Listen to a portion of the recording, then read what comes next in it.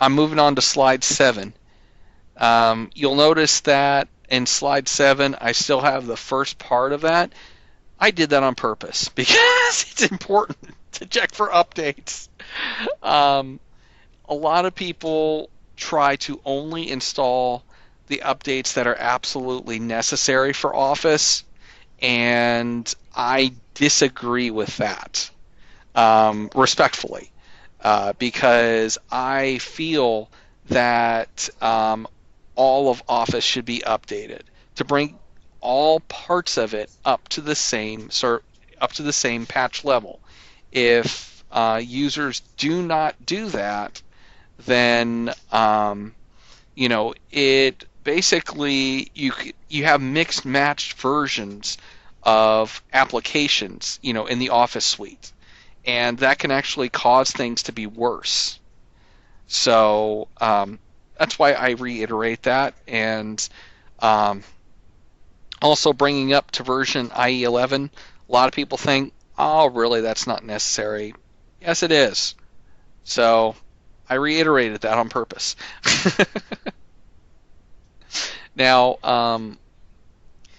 if you're having a problem creating a new profile, um, you choose Exchange, type in the email address of the Microsoft email.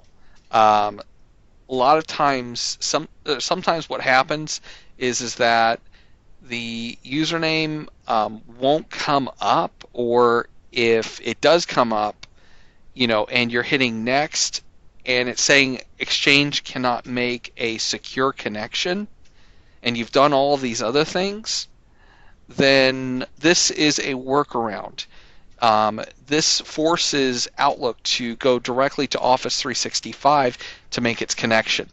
Then you type in the email address as the username, first.last@fadb.com, and use their password as their password. This is just another troubleshooting technique to help you ultimately create your Office 365 profile. And then afterwards, you start the normal troubleshooting steps for Outlook. Okay, so these are all things to check when creating your profile. Okay, now we really haven't gotten much into the Outlook portion of the Send As solution yet, but I thought it was important to build up the base of knowing what to do.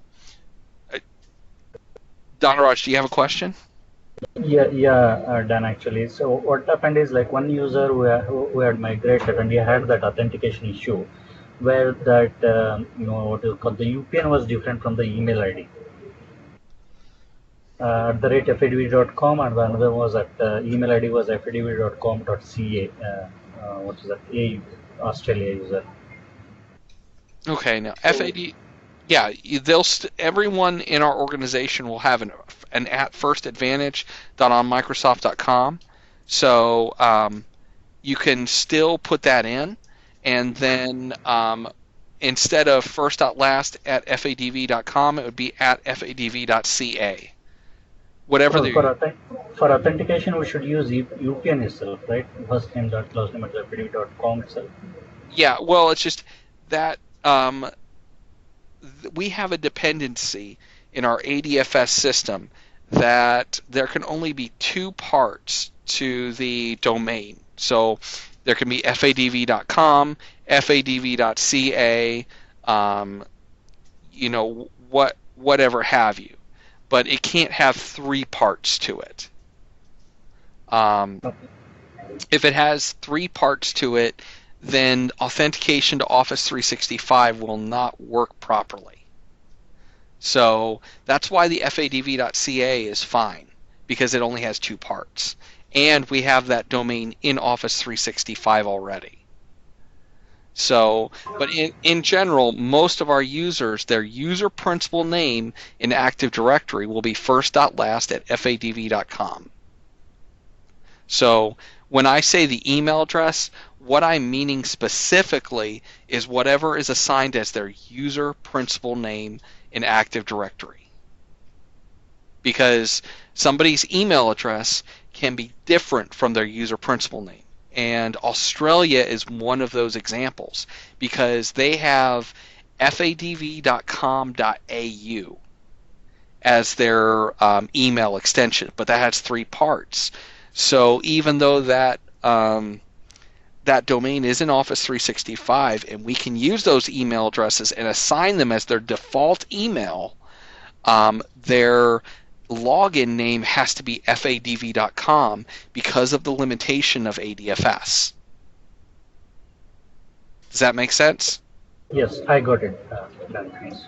So, but this is, if you're having a problem, if when it's automatically populating, you're hitting next and then it's saying it can't create a secure connection. If you've already done these things, updating Office, installing IE11, disabling modern authentication, excluding SCP lookup, and you're still getting it, this is another workaround. All right, okay. So, Sandeep, I'm going back to slide 8. Okay.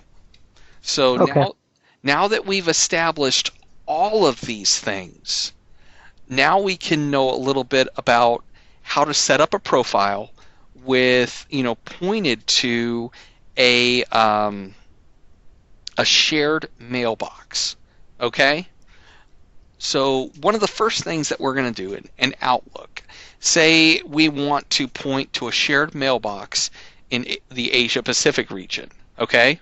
That means that it is an Exchange 2010 in APAC, and so what we need to do is first we need to make sure that the user does indeed have rights, that they're not just saying, well, I need this.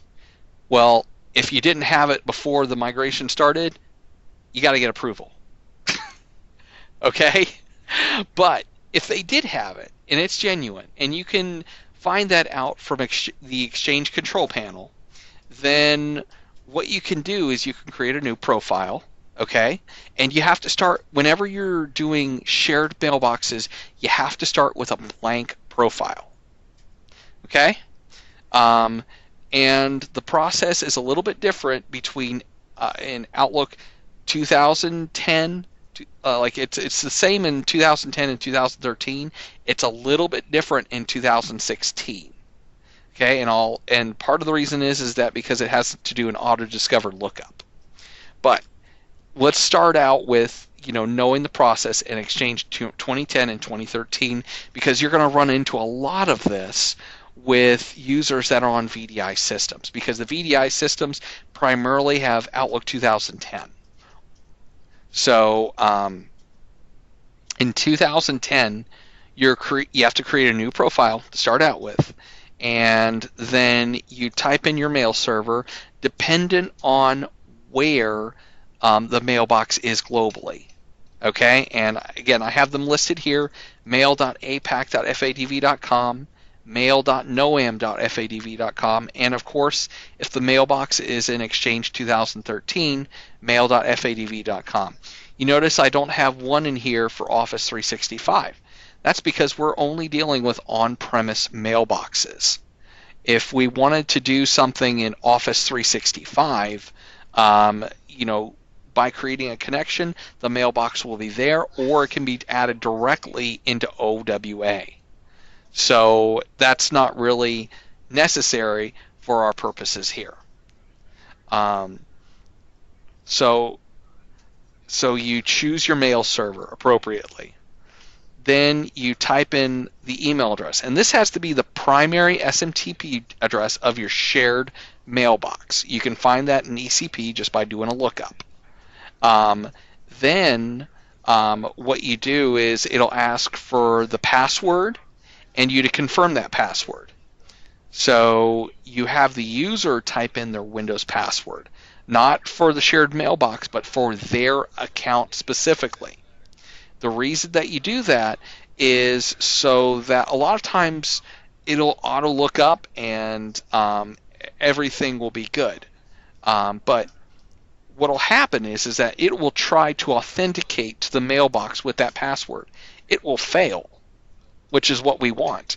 And then it will pop up a window asking you to put in your username and your password. So at that point, they put in their email address and their password. And it accepts it because they already have access to the mailbox. And then it adds it. And then they're using their permissions to access their shared mailbox in Exchange. And what happens is that if they have send as access, it doesn't care that it's an Office 365 at this point, because it's making a direct connection to the mailbox.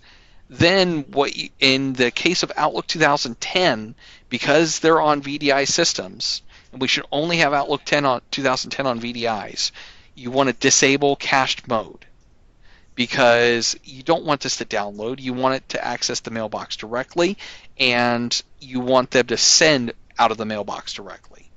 That way it loads everything. It's not creating an OST file that is messing up our systems. And from there, what you can do is within that profile, if there are other mailboxes under, the advanced options and mailboxes, you can actually add shared mailboxes to that connection, and also to uncheck the box to download shared mail.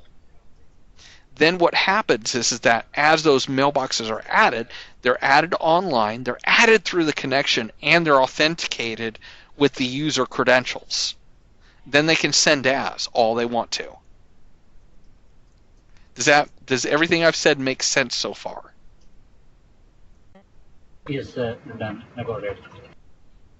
Okay, so now we've talked about VDI users. This is pretty much the way you do it in Outlook 2010 or 2013. And in general, this works. There are no problems.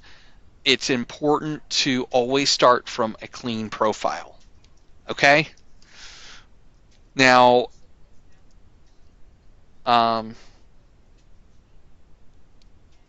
also, to let you know, we have OWA solutions. Okay? If you're running into a problem, you can't get Outlook configured the right way, you can always use OWA. As I found out, it actually does work in send as does work with Exchange 2010 as well as 2013. There's a trick to it, and that I found out. In Exchange 2010, when you're logging into OWA, for example, you use mail.noam.fadv.com/OWA and then / the shared mailbox at fadv.com. And then what you do for the older versions, you actually put in your domain / username and your password. That authenticates you essentially the old way through OWA, brings up the mailbox, and you can send out using it. So, but with 2013, you have to actually use your email and your password. If you use your noam / username and password, believe it or not, it doesn't work, because it doesn't associate the way your email is now. So, it's a little bit of a trick and a tweak, but it actually works. So now, what I wanted to do next is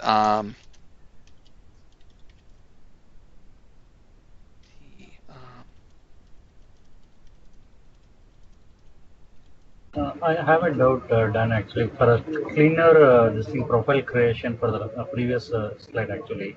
Like we usually used to go to some program files, Microsoft Office, and then clear the contents. So what that contents usually is, like some saved objects, or so that the profile is created in fresh one actually. Oh, well, no. You go to the control panel. You create a new profile. You Yeah, don't right. you don't have to clear out any of the old stuff. You make sure that Okay. works first, and then you can go and clear the old stuff. Yeah. In case if that sometimes we'll have some issues with the profile creation from the control panel. We used to Oh, go okay. somewhere. Yeah. Yes. Now that is specifically with Outlook 2016, and I was going to get to that next. All right. Thank you. All right, sure, of course. Now, with Outlook 2016, as I mentioned before, it's got its own challenges and problems. Okay? The two of the biggest problems that I've seen are it will not let you create a new profile, and a lot of times it will spit out a DLL error message when you try to do that. And it and one of the other things is that you can't create an Exchange connection manually anymore. It always has to go through the auto discover process. So luckily, we've got some solutions for that. Now, typically, the problem with creating a profile is, believe it or not, that Skype for Business is running. If you exit out of Skype for Business completely, or Lync 2013 completely, or actually it would be Skype for Business at that point because it would be 2016, more than likely everything will be fine. So, and it'll actually let you go through and add your profile just the way you normally do. But if it still does it for you, then what you can do is you can create a blank profile. So you go through, you create your new profile, and at the first one where you can click on next, you choose cancel. And then it asks you, are you sure? And you just hit yes. Okay. So, and then once you've created your blank profile, then what you do is you bring up Outlook. And once you bring up Outlook, then it actually lets you create the profile, and it doesn't give you the DLL error. So what you do is you change the settings to ask for the profile name, and then you create the new blank profile. And then it'll work. If you exit out of Skype for Business completely, more than likely that it bypasses the DLL error and goes straight through. But it's a bug I've seen. A lot of times, and this goes back to the original thing, patching fixes it. Because patching fixes the bug in Skype for Business that causes Outlook to crash when creating a new profile through the mail icon in the control panel. Okay, so most of the time, the Skype for Business, if it is like logged off or uninstalled, it is better in that. Right. So, so again, I'm going to go back to things to check for. You got to check to make sure it's patched. If it's patched, that issue goes away 3/4 of the time. Okay. So, but and so that's a big issue that we've run into, but there is a fix for that, and that is just created the blank profile. And then the second thing is that Outlook has to use auto discover in order to create an Exchange connection in the first place. So, and a lot of times what will happen is that we don't have, nor have we, had auto discover set up for all of our domains. So, say, a primary email address of a mailbox in Exchange 2010 is at noam.fadv.net instead of at fadv.com, which there are a lot of those. Autodiscover will attempt to look at autodiscover.noam.fadv.net, and because there's no record there, it doesn't look up and it won't resolve the name of the mailbox. Well, oh crap, what do I do? I'm glad you asked. what you have to do is you have to point to a mailbox that has an at fadv.com name proper that they have access to. And generally when you'll look, you'll find that they at least have one. And then you point to that mailbox to start out with. And then once you've established your Exchange connection, then you can add the other one as a shared mailbox. No problem. Yeah. Okay. So, but let's, I'm going to share my screen, and I'm going to show you an example, okay? Okay, sure. Now, obviously, my system is patched, so I do not have the bug of Outlook, having a problem. But to let you know, this thing is documented, and I'm trying to see if I can get Milton to, like, he's a, okay, great. Can you send, okay.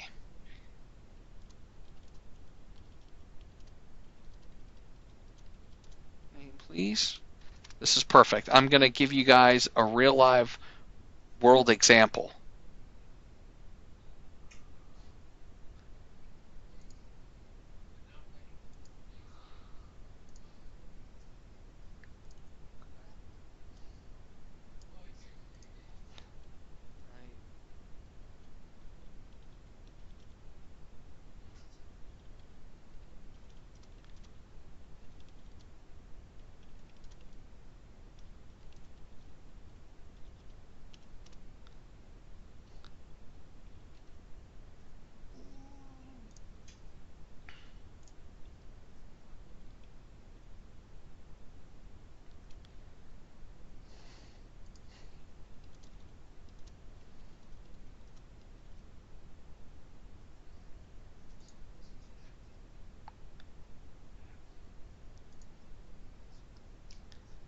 I moved this gentleman to Office 365 earlier, and I've been waiting for him to be ready.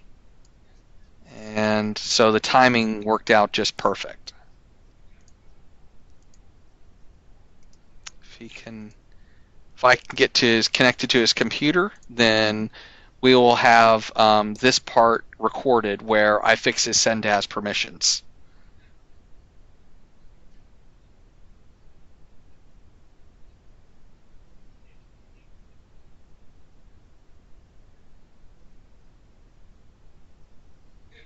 Sweet.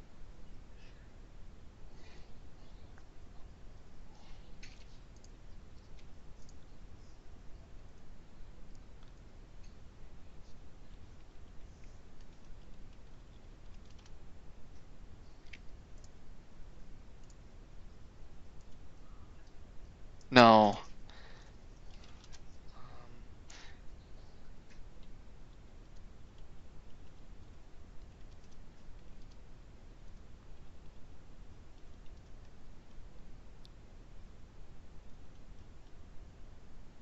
No.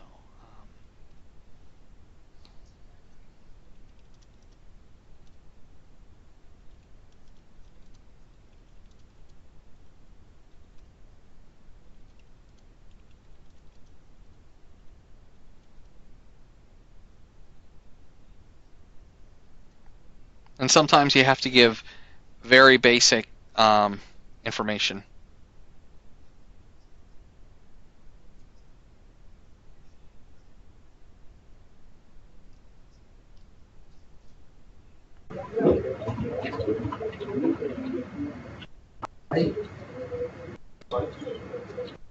So this user is having issue with the shared mailbox to send us permission. Yes, I moved him to Office 365 today as part of scheduled maintenance, and I've been waiting for him to be available so I can help him. And I was hoping it would coincide with this training so that you guys could actually see firsthand. Right.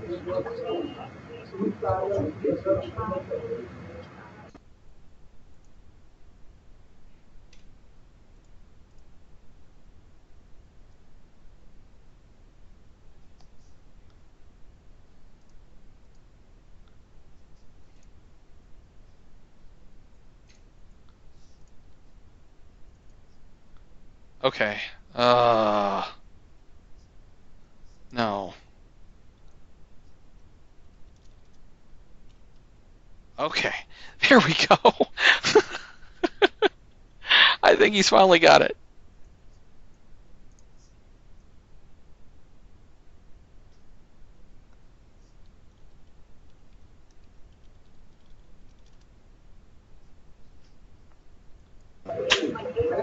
Okay.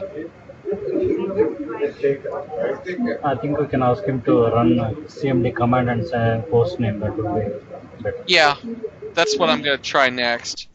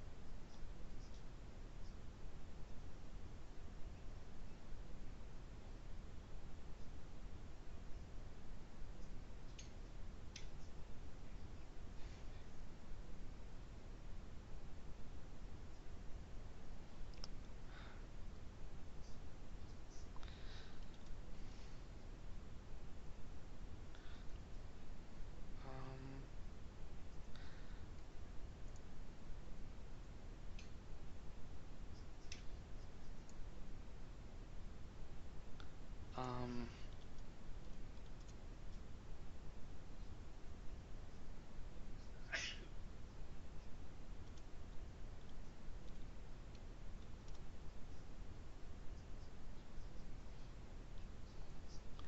I'm going to see if I can get him in on this meeting.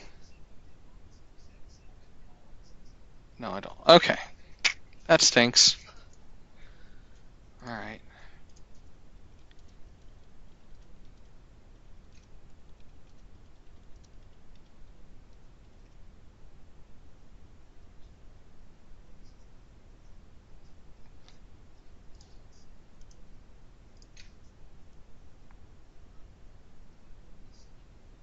Okay. All right.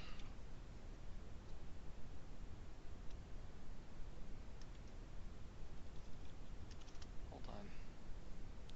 I'm just going to have him share a screen via Skype. Going to make sure he has access first.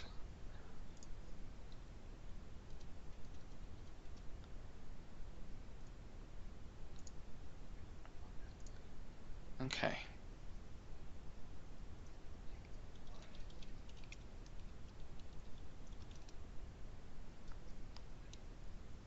Come on. Users.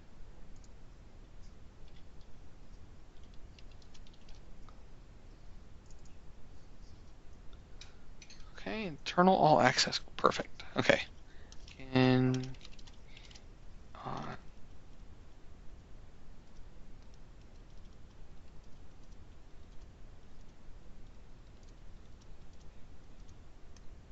Skype.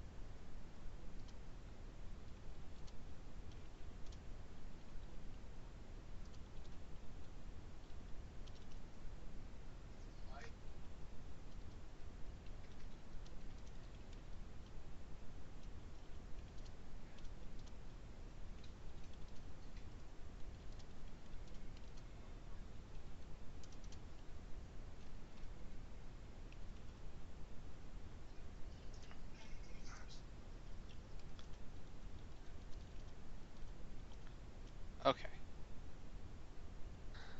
Here we go. Now we'll get a his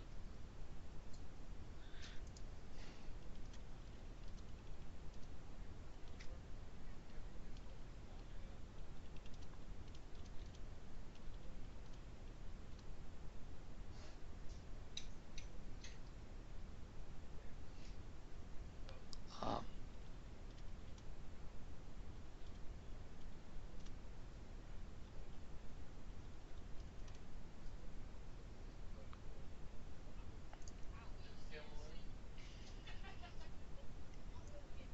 Okay, guys. Now we're cooking with some gas.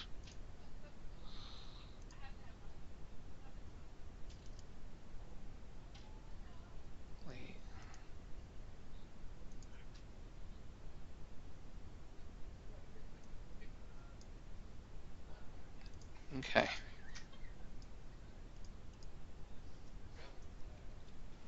TL02 L4 2348. And guys, I usually connect to user systems over the RC client because that allows me to have full control, and it allows me to exit out of Skype for Business.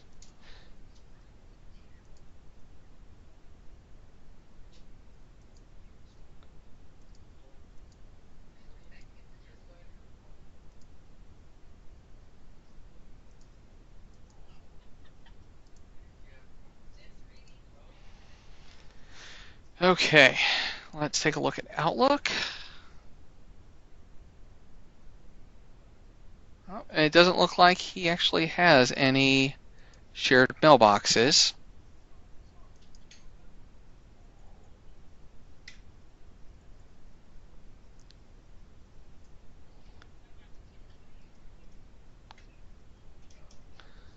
Uh,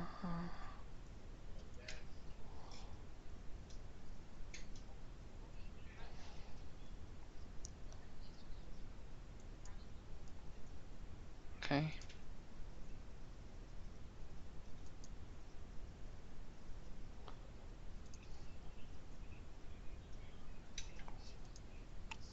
Nope.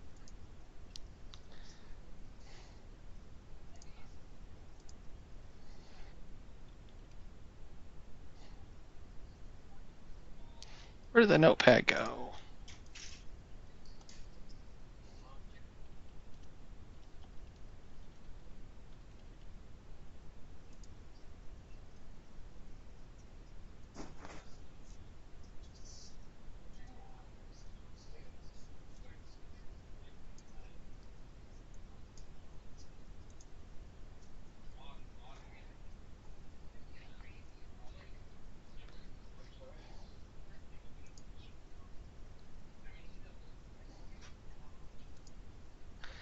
All right, and then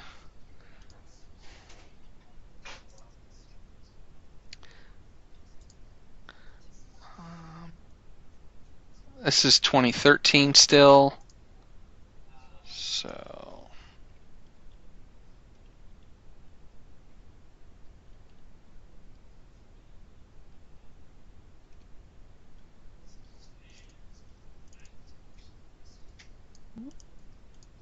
let's see if my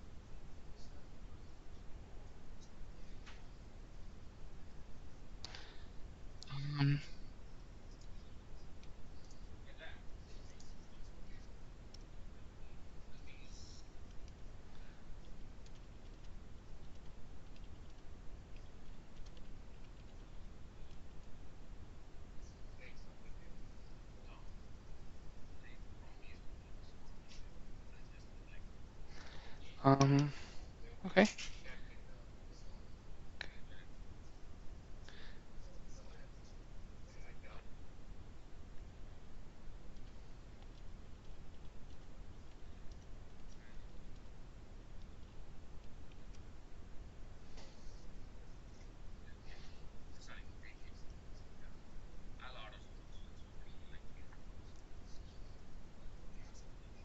Good.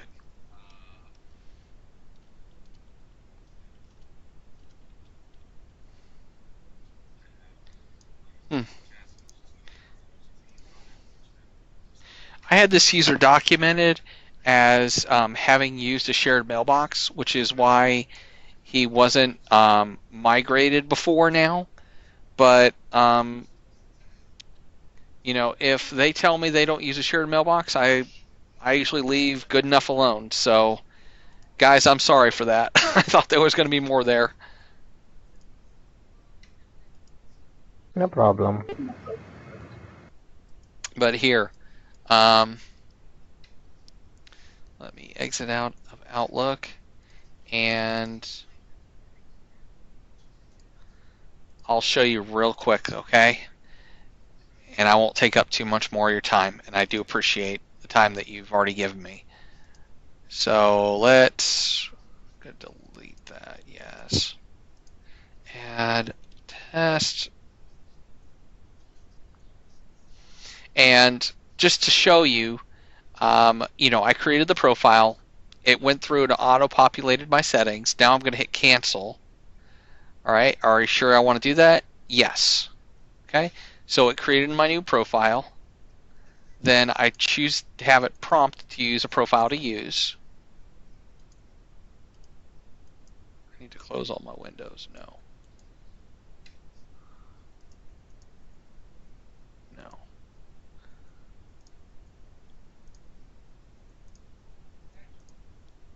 No. Okay. So now when I open up Outlook, it's going to ask me what I want to use. Use my blank profile. And this is where I can actually type in the name of the shared mailbox. So let's do this.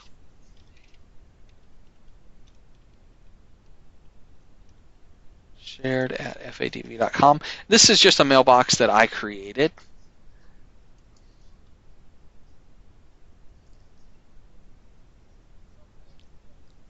Okay, and as you can see, it popped up with the username password prompt. This is where I change it to mine.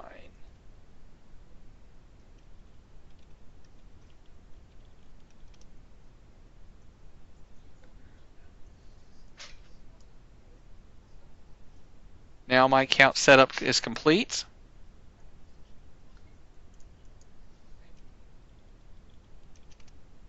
Oh, you know what? I think I forgot to give myself rights to this mailbox.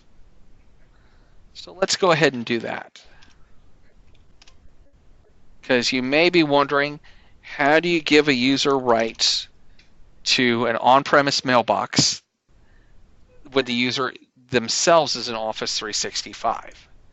Well, the great thing is that you can give a user both send as access and full rights to a mailbox. And where do I usually keep it? Right there? No. Add mailbox permissions. Yeah, you can. Oh. Um,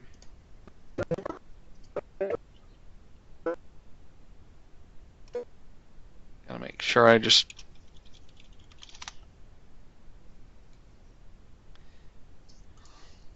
Okay.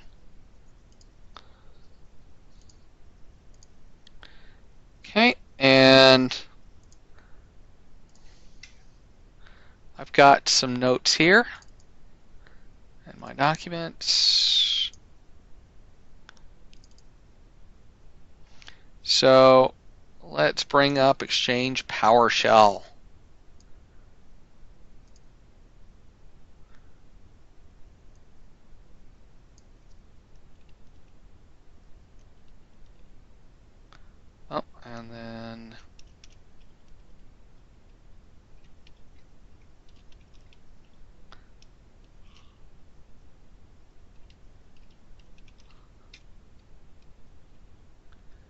shared, and then, so first off, I'm going to add myself rights for full permissions. Okay? Okay. All right, so that's all well and good. That's been documented. We know that that works.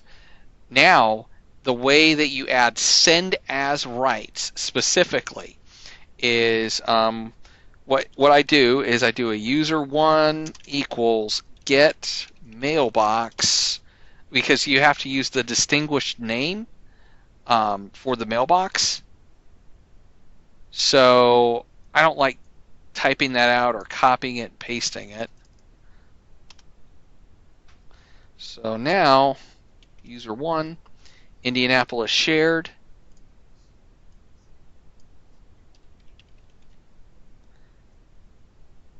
So as you can see, this is the command to run right here.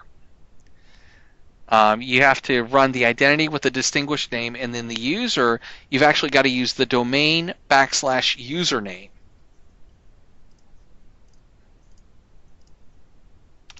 Oops. And you got to make sure not to have a slash in there. And as you can see, it added my rights for my Office 365 account to this mailbox to send as. Now that I usually add the display name over there actually in the identity. Now that I've done this, I can put in my username and password, and you notice that now it's actually loading.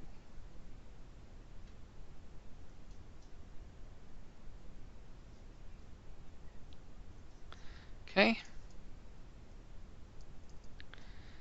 And here is my shared mailbox that's in my Outlook profile. All right, so I can create a new message now, and I will send this to Sandeep.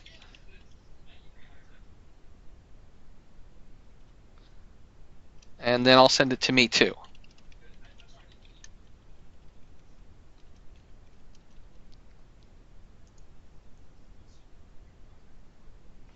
Okay, and Sandeep, can you let me know if you got that, please? And as you can see, it just came to me. Yeah, I think it came to me as well. I just got the.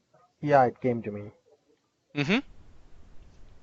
So this is like the first and most important step that you can do in Outlook 2016 when adding a shared mailbox.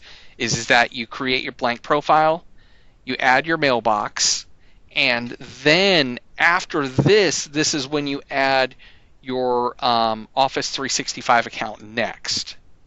So to do that, go back to account settings, and I'm adding my user account.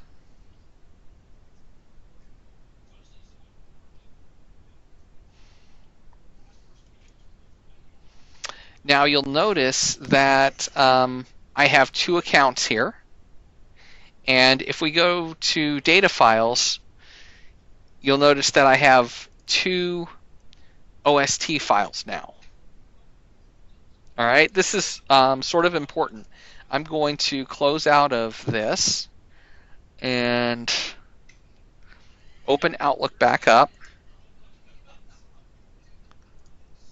with my test profile.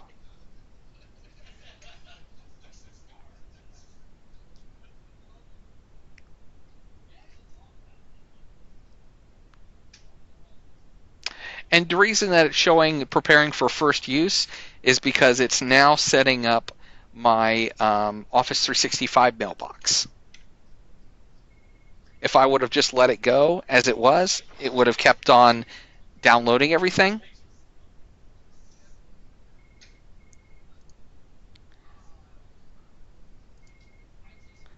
I can move that up here. Now, one thing that's important it's sort of really important, and Outlook may freeze when it's setting things up for the first time and downloading. That is completely normal. It will come back, almost always does.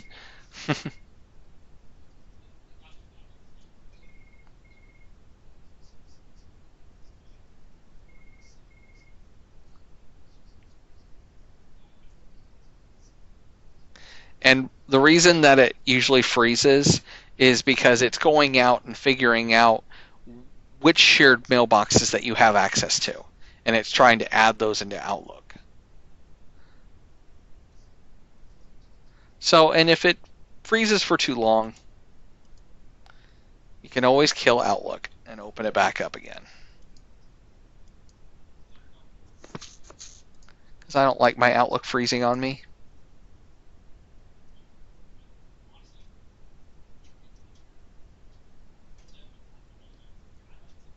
So you see, now it's added some of the shared mailboxes that I have in Office 365 to this as well.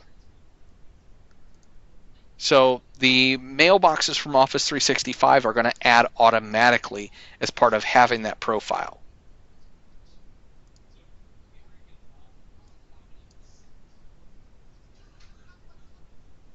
Yeah, Dan, I got it. What you did actually. For one user, we had an issue where that Windows shell command DLL has stopped actually when we were trying to Right, set up the. and again, the shell DLL error occurs because usually Skype for Business is open and it's holding on to the OST file. You close Skype for Business or patch Office, and that error goes away. Okay. So, that's the same error that you mentioned as before. So if I now go to Mail here, I'm going to go to my profiles, into my email accounts. Come on. Some of the important stuff in here is that you uncheck download shared folders, because you don't, like, all that checkbox does is it actually downloads the shared folders locally to, synchronized to your OST file. You uncheck that, it's still going to show the shared folders. It's just going to only be accessing them online from Office 365. And you also want to do the same here. Uncheck download shared folders. The reason is that sometimes what can happen is when you add both of these, it tries to add the shared folders for both of your Exchange connections, both to the Exchange on-premise server and Exchange in the cloud. So if you uncheck that, basically it eliminates the duplicates and uses the appropriate connection for the shared mailbox. What was that option, Dan? Can you repeat? Sure, of course. The option is to, under the Advanced tab, you click on More Settings, choose Advanced, download shared folders. That box does not mean that the shared folders appear whether that box is checked or unchecked. Okay? But when you uncheck it, all it does is it forces Outlook to use a direct online connection to your mailbox. So when it's loading the entire mailbox as a view, more like it does in OWA. It's just it just makes it pretty for Outlook. So that use cache mode, that local profile will be cached out, right? Yes, the local profile, you always want to use cache mode, but you want to always uncheck download shared mailboxes. The reason being is that if you leave this profile in a cached mode, what will happen is that sometimes send as access will stop working for any mailboxes that are associated with this connection or the mailbox itself. Because what happens is that when Outlook is sending a message out, it's actually creating it in the OST file first and sending it out. So if you uncheck this box and do not use cache mode for at least one mailbox, then what will happen is that it will instead download the file to be sent to your other OST file for Office 365. And guess what? When it sends out from Office 365, it says, I don't have access to this mailbox, and it will actually return an error saying it couldn't deliver the message.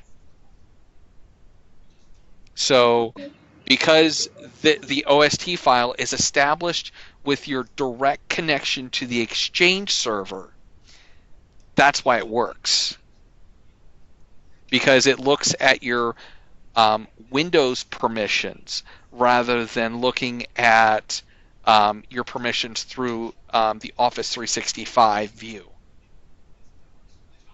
Okay. Okay. Does that make sense? Yes. Yes, Dan. I got it. Thanks. So your OST file is extremely important for Sendaz. You've got to have at least something cached, and you can, take it down to 1 month if you want to. That's absolutely fine. But the OST file has to be there. Okay. So, and the same thing here is that you do not want to uncheck cache mode for your Exchange Online mailbox either. Okay?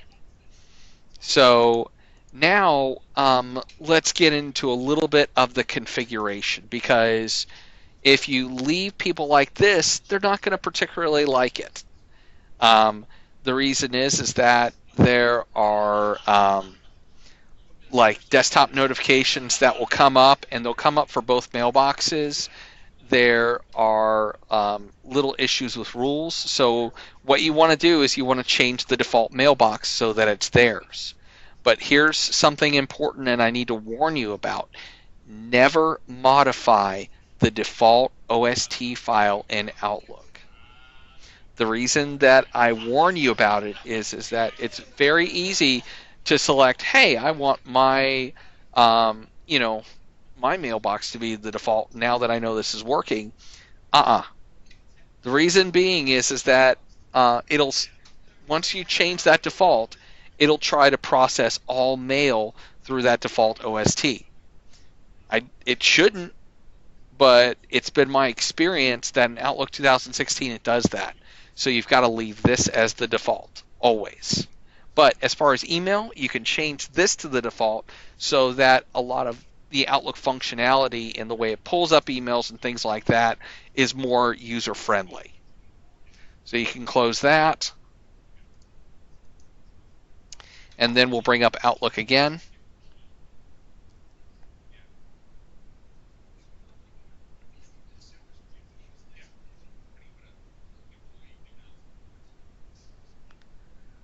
Okay.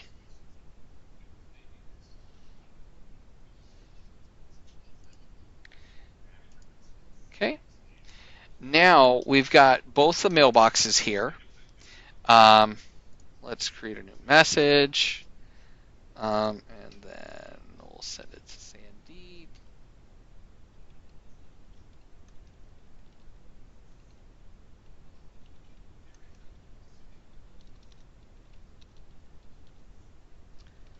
Okay. Test Dan.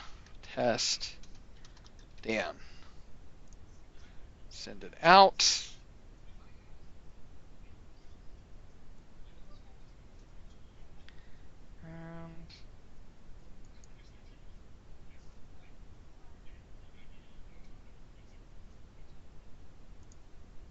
Okay. And so, and I just got the message. It's going to come in a second.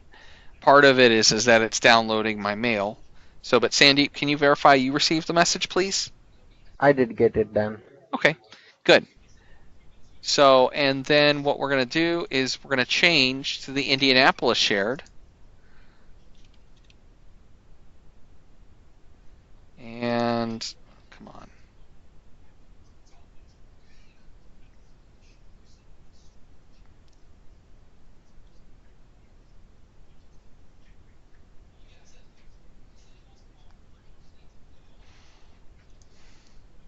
Come on.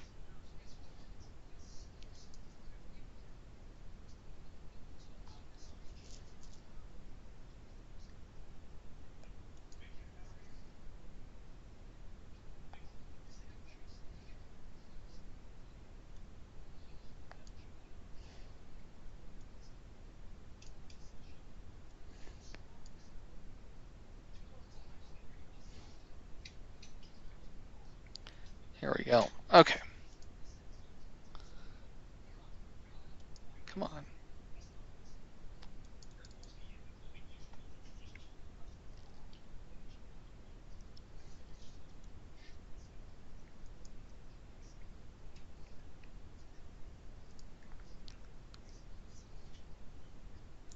And unfortunately, guys, I'm just... There we go. Come on.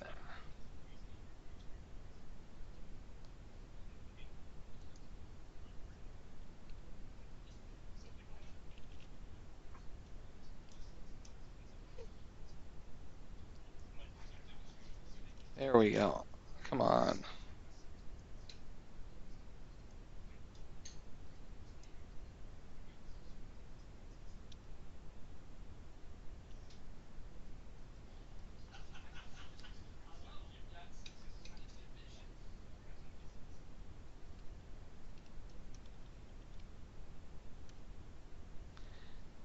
There we go. Okay. And you'll notice that now when I send the message, it's in the outbox of the Indianapolis. So then it goes away, and I just received it from Indianapolis Shared.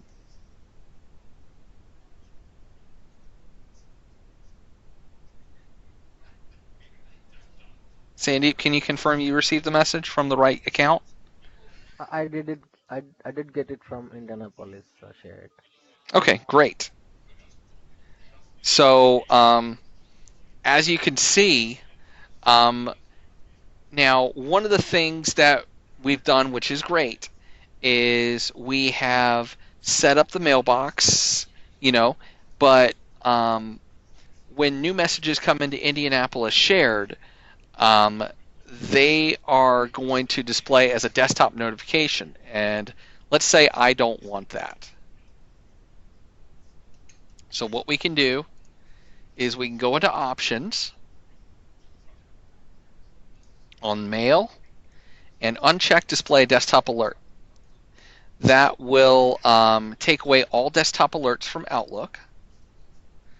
Then what I can do is I can create a new rule. And I want to, on a message that I receive through the specified account, and I'm going to choose My Mail, and I'm going to choose Display Desktop Alert. And then here I'm going to choose Accept through the specified account, and I'll choose an Indianapolis Shared, and then Finish. Okay.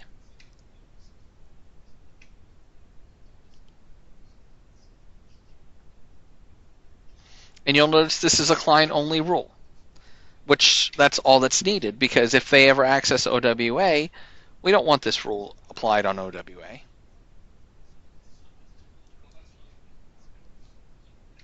So, but now, if, let's send myself an email. What's up?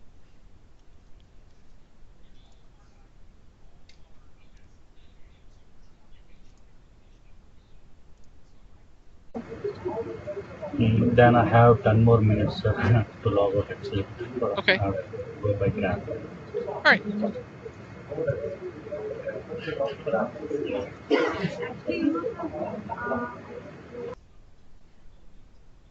So, but essentially, that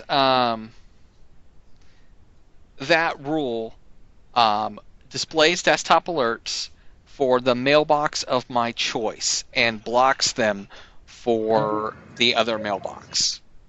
So specifically when the mail is get a mail to that inbox, will get the alert. Correct, which is a lot of times what the users want. So anyway, I wanted to show this all to you.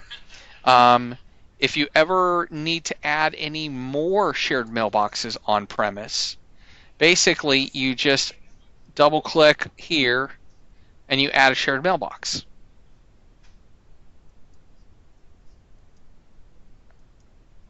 So, but that is essentially gone through the whole process of setting up a shared mailbox, making sure it's configured correctly in Outlook, and preventing desktop notifications. Now, all of it is can be a little bit of a pain, but the great thing is that once it's done, it's done. This configuration right here is generally stable, and the users aren't going to have a problem with it. So the thing is that if a shared mailbox that they have access to is moved into Office 365, if we're able to achieve that, then all that's necessary is to remove that shared mailbox from their list. And that's just in account settings, more settings, advanced, and remove their mailbox. If it ever comes to the point where all their shared mailboxes are moved, or if they only have one, such as in the example I have here, you just change the default OST file and you remove the old OST and you remove this account. Then you're golden. So at this point, do you have any questions?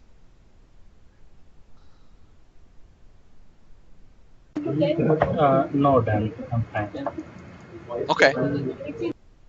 Well, I did record this session, so Sandeep, when you let me know where to upload it to, I'm more than happy to get this uploaded, and so that it can be reviewed by Mukta and Manu.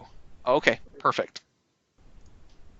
It may have a space problem, but as and when it grows, we will request for more space. Okay. Okay. All right, so what I'll do is I'll create a new folder here called training, and I will add it. So again, I know I showed a lot of information, and I'll also put my PowerPoint up there. So, but if you do have any questions, if you think of things, please feel free to email me. I'm hoping that this demonstration has helped and you have a better idea now of how to set up send as rights for users if we need to. It did, Ran, really. It was really helpful. Thank you. I was actually looking for that, and actually the setup you showed me, it was very useful actually. Well, great. Before we end, I just have one more question. What are we going to do next week? It was my question. I think you steal it. So I have no choice. I will leave to Nataraj if he has any, or we can take vote in the MI chat window in Teams. Mm-hmm. Since we don't have everybody. Yeah.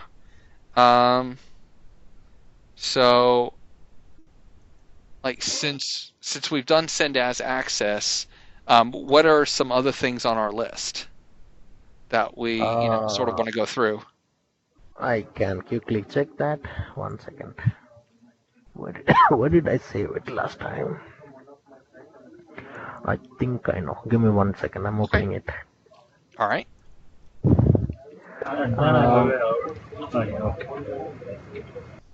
These are the ones in my list. So let me send that here.